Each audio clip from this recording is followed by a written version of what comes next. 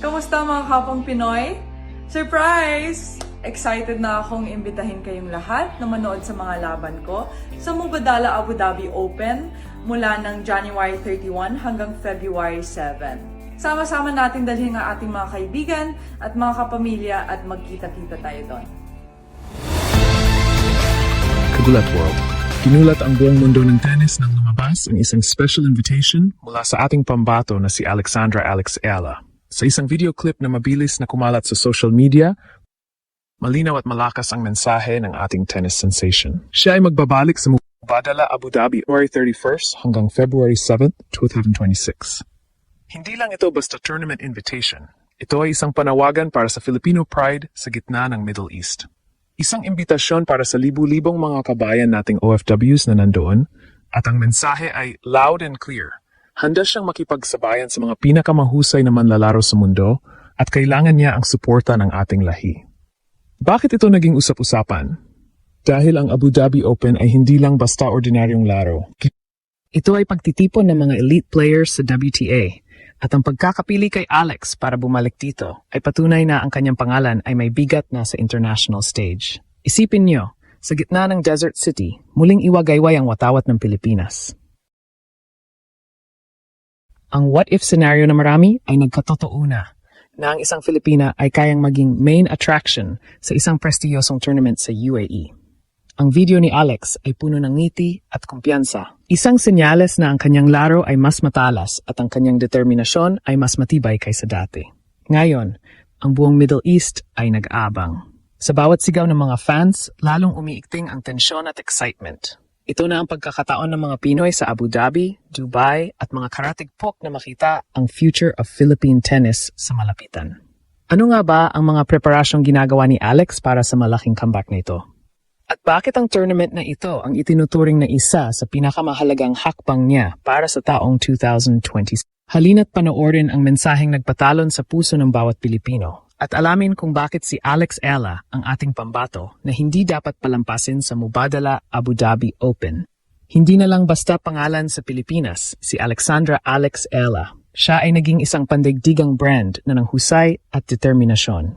Kaya naman, hindi katakataka na ang paglabas ng kanyang video invitation para sa Mubadala Abu Dhabi Open 2026 ay agad na yumanig sa social media, lalo na para sa ating mga kababayan sa Middle East. Ang Abu Dhabi Open ay hindi lamang isang regular na stop sa WTA Tour.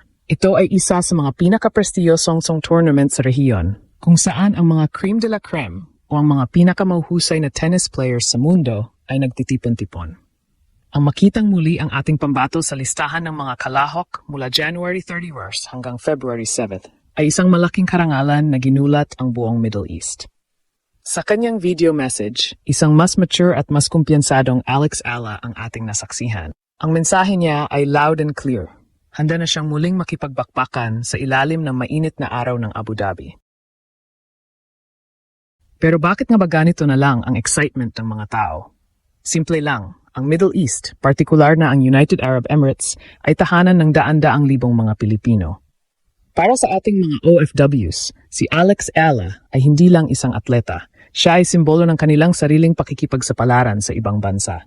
Ang makita ang isang kadugo na nagtatagumpay sa world stage, sa gitna ng isang banyagang lupain, ay nagbibigay ng kaibang inspirasyon at Filipino pride. Dito pumasok ang what-if scenario na matagal nang pinag-usapan ng mga tennis analysts. What if sa Abu Dhabi magsimula ang tuluyang pag-akyat ni Alex sa top 50 ng WTA rankings? Ang tournament na ito ay kilala sa pagbibigay ng matitinding points at malaking exposure. Ang pagbabalik ni Alex dito sa 2026 ay patunay na ang kanyang ranking at ang kanyang kalidad ng laro ay kinikilala ng mga organizers. Hindi ka iimbitahan o bibigyan ng puwang sa ganitong kalaking event kung hindi ka crowd drawer o kung wala kang kakayahang manalo laban sa mga top seeds. Kinulat ni Alex ang mundo dahil pinatunayan niya na ang isang Filipina ay kayang maging mukha ng tennis sa isang rehiyong dati ay pinangungunahan lang ng mga taga-Europa at Amerika. Ang mensahe ni Alex sa video ay hindi lang para sa mga mahilig sa tennis. Ito ay isang panawagan. Excited na akong imbitahin kayong lahat na manood sa mga laban ko sa Mubadala Abu Dhabi Open. Nang sabihin niyang see you there, alam niyang ang bawat hiyaw ng mga Pinoy sa stands ay magsisilbing gasolina para sa kanyang bawat serve at bawat volley. Sa tennis, ang suporta ng crowd ay malaking factor at sa Abu Dhabi, asahan nating magmumukhang home court ni Alex ang arena dahil sa dami ng mga kababayan nating luluwas pa mula sa Dubai, Sharjah at iba pang Emirates para lang mapanood siya. Ito ang epekto ni Alex Yala. Nagagawa niyang pagbuklurin ng mga Pilipino sa ibang bansa sa pamamagitan ng isang raketa at bola. Habang papalapit ang January 31st, lalong tumitindi ang preparasyon ni Alex. Ang Abu Dhabi Open ay magsisilbing litmus test para sa kanyang taon. Dito natin makikita kung paano niya lalampasan ang mga matatangkad at mas veteranong players gamit ang kanyang talino at bilis sa court. Ang bawat suporta na nakikita natin sa comment section ay patunay ng Ila Nation ay handa ng sumugod. Ang pagbabalik ni Alex sa Abu Dhabi ay hindi lang isang sports event. Ito ay isang pambansang okasyon sa gitna ng disyerto na magpapatunay muli na ang galing ng Pilipino ay walang hangganan. Ang pagbabalik ni Alex Yala sa Mubadala Abu Dhabi Open 2026 ay hindi lang isang simpleng partisipasyon. Ito ay pagpapakita ng kanyang ebolusyon mula sa pagiging isang rising star patungo sa pagiging isang ganap na contender sa WTA circuit. Sa kanyang video message, ang mensaheng loud and clear ay hindi lang tungkol sa boses. Ito ay tungkol sa kanyang kompetensya at mentalidad. Ang isang 20 anyos na Alex Yala na makikita natin sa January 31st ay malayo na sa batang Alex na nagsisimula pa lang sa pro circuit. Ang agwat ng kanyang maturity ay makikita sa bawat galaw niya. Mas kalmado, mas kalkulado, at mas handa sa anumang hamon na ibabato ng mga elite players. Bakit nga ba itinuturing na mismatch ang Abu Dhabi Open para sa mga hindi handang manlalaro? Dahil ang lineup dito ay karaniwang binubuo ng mga top 20 at top 10 players sa mundo. Ang what-if scenario ng maraming kritiko ay, what if makaharap ni Alex ang mga higante ng tennis tulad ni na Elena Rybakina o Aryna Sabalenka sa maagang bahagi ng tournament? Dito masusubok ang tunay na galing ng ating pambato. Pero sa halip na matakot, ang mensahe ni Alex sa mga Pinoy ay puno ng positibong enerhiya. Alam niyang sa bawat palo niya, bitbit niya ang suporta ng milyon-milyong Pilipino. Lalo na ang mga kababayan nating nasa United Arab Emirates na handang gawing Manila ang atmosfera sa Zayed Sports City.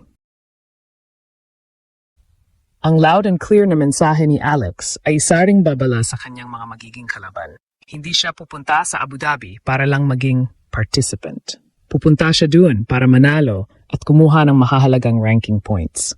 Ang kanyang preparasyon sa mga nakaraang buwan ay nakatuon sa pagpapalakas ng kanyang stamina at pagpapatalas ng kanyang mga weapon shots. Sa Abu Dhabi, kung saan ang court ay mabilis at ang hangin ay tuyo, ang bawat service ace at bawat baseline winner ay magiging crucial. Pinulbos na ni Alex ang mga duda ng marami noong nanalo siya sa SEA Games at sa mga ITF titles. Ngayon, ang kanyang target ay ang mas malaking entablado ng WTA 500. Para sa ating mga kababayan sa Middle East, ang video invitation na ito ay parang isang rallying cry. Sa loob ng Abu Dhabi Open, asahan ang dagundong ng hiyawan ng mga Pinoy. Ang presensya ng ating mga OFWs ay magsisilbing X-factor para kay Alex.